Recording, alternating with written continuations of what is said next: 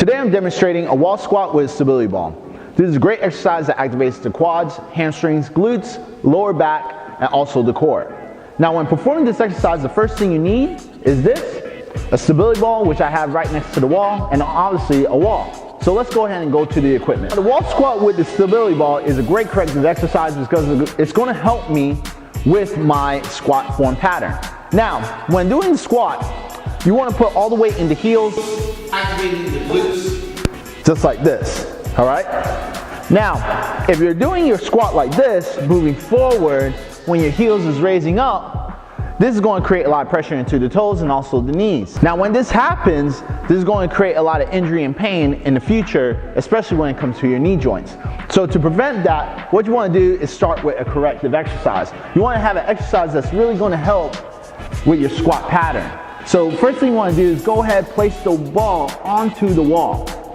And then you want to have the wall, you want to have the ball placed on the mid portion of your back, all right? Now, my starting position, I'm going to have my feet a little bit forward, have my feet about hip distance apart.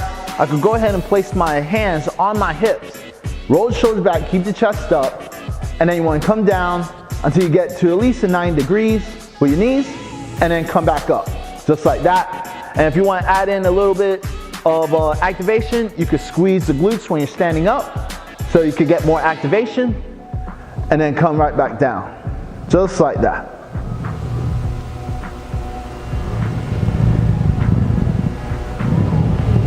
As you saw, the ball was guiding me down, so I'm able to activate my glutes more. I'm able to get a lot lower depth into my squat. So this is why this is such a great corrective exercise. This is how you do a wall squat with a stability ball.